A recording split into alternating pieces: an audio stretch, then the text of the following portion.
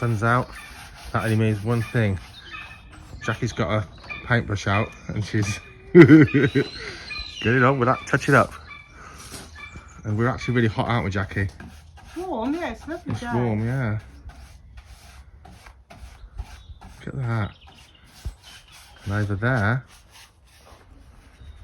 I'm wrecking those Averys, ripping the fronts off and putting a finer black soft mesh on.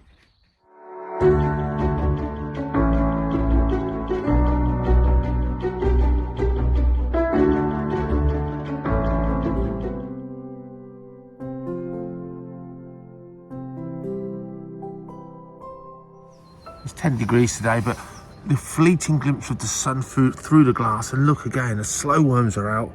These are baby slow worms that we bred here last year. There's a parent one in there as well. I don't know if you can see that there. So they're in the outdoor enclosure, just enough heat through the glass. It's bringing them forward to kind of charge up their batteries for spring. And that means not only soon does this need a good old clean for Easter, but for now it doesn't matter at all, a bit of algae. This is all going to wait until nearer the time. But what I do need to do soon is start really digging at worms and finding lots of small slugs to make sure there's a healthy population in there to feed these little tiddlers here.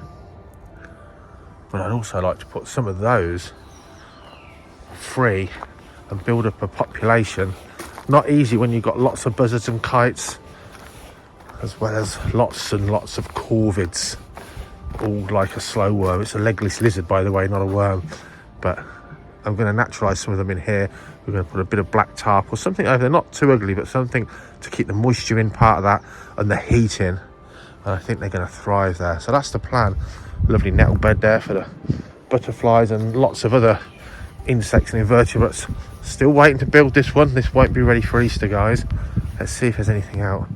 So this one's waiting for new inhabitants. There was a grass snake out in here a couple of days ago when it was sunny. It's a bit cold today and the sun's only fleeting. No one out today, I don't think, unless you've seen one that I haven't. But I'll keep you posted as the weather warms and the reptile action starts to kick in. We drive past here every single day. Do you know what? You just don't notice the stuff around you like you should do. What a lovely scene.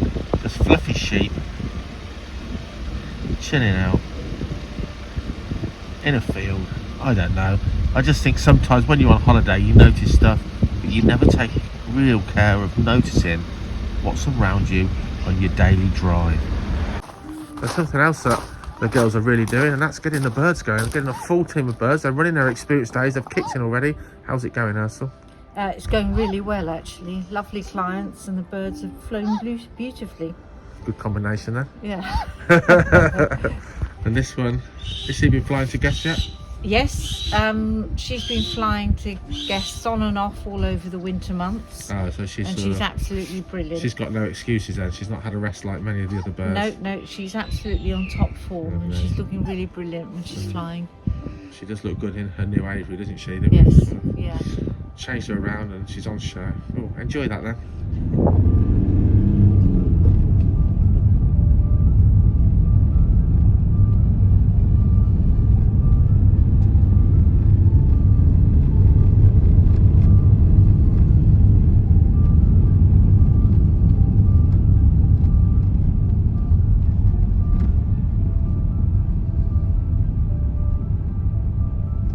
So Jackie and I have just been off to do another beekeeping course, or rather another lesson of the beekeeping course, all about controlling swarming, which for me is the most important thing due to where our bees are located.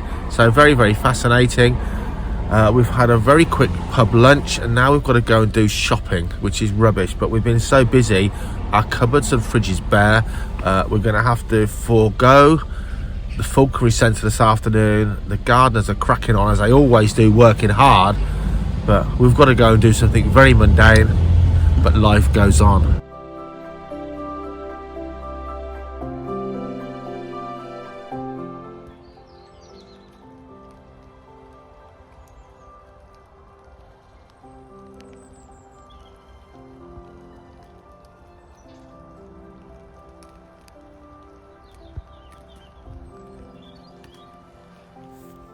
It's all going on in the snake room.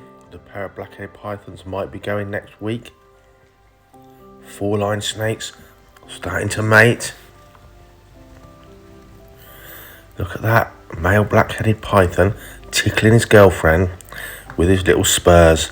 That's what I tell kids they do at schools, and you can see it for yourself. There he is, giving his girlfriend a little tickle.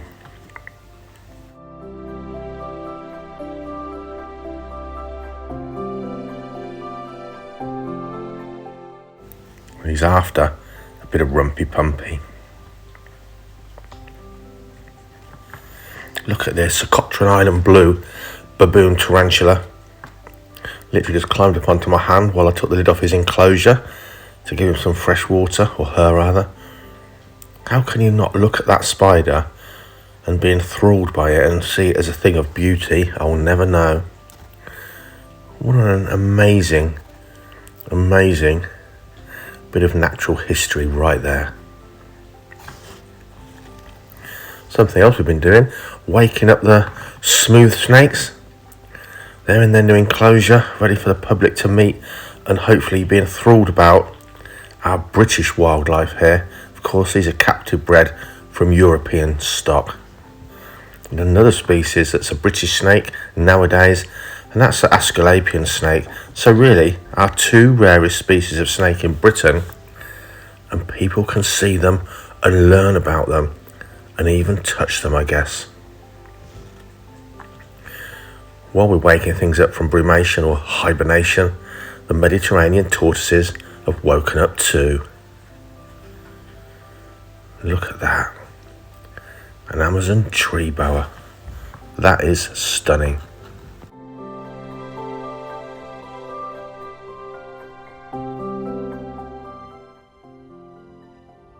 Latest Amazon tree boa from the guys at the Jungle Room. Look at that beauty. I've got 3 of these now to grow on, and I can't wait to see them full size. They make fantastic display animals, although certainly shy in the day at this size. But for a planted out or naturalistic enclosure, Amazon tree boas really have the looks. It's Wednesday.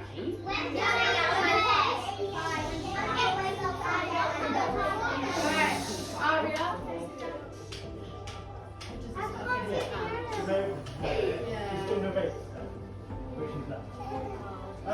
Mr. Brown, Mr. Brown.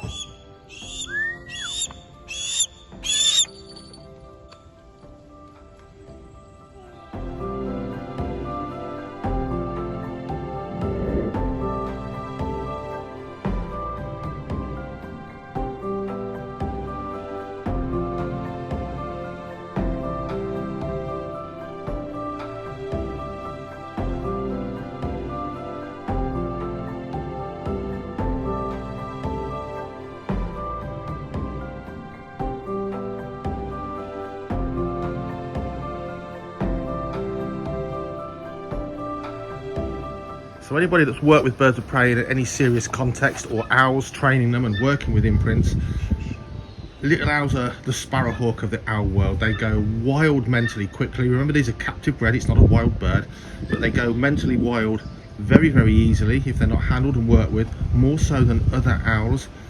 They'll often breed quite well and not without any fuss, even if it imprinted alone. So it tells you that sort of real basic instinct animal we're working with. This little guy here, Rambo, he's worked with the public before. Whoa, oh, Ursul's worked with him. He's had a winter rest.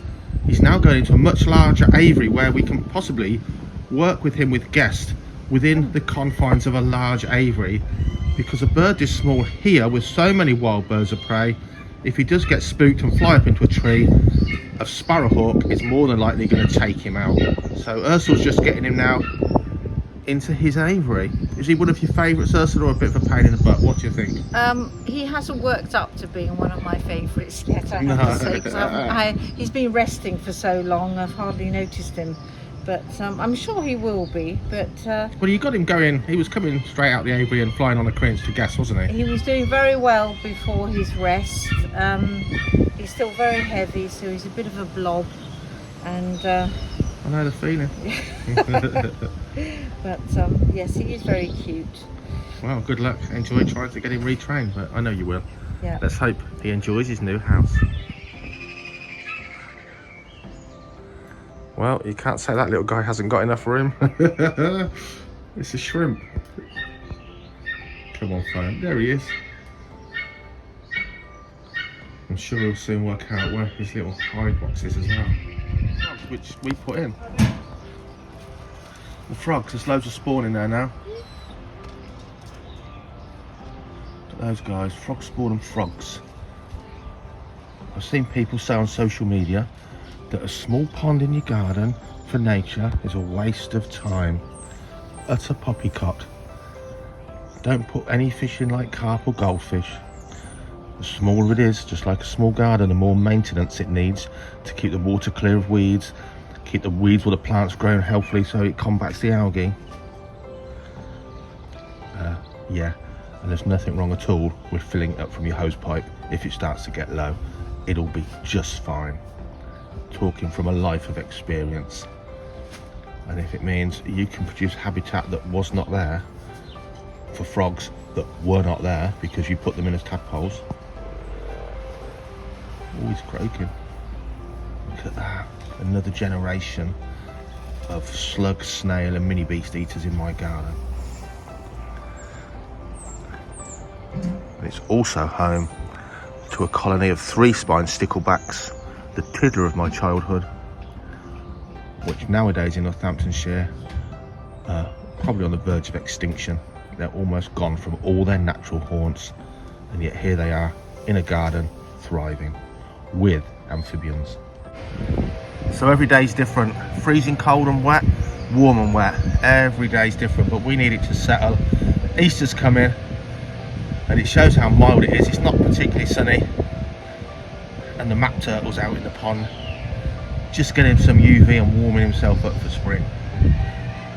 Love the terrapins, but I've got to tell you, having kept them in ponds and out and indoors, yeah, keeping them outside if they survive, they're the right species, is the way to go for sure. Just woken up from hibernation and he's frisky already. God, they are a sex pest, male tortoises.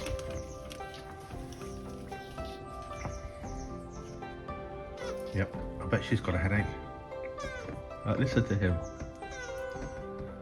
I know it's rude watching them, but it's hilarious. Oh dear.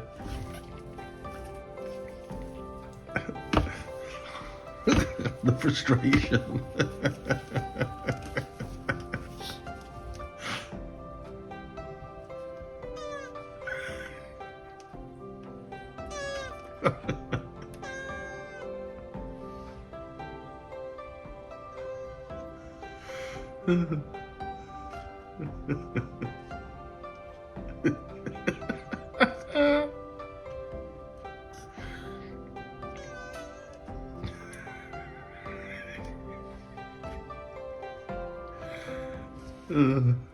It's like, frig off.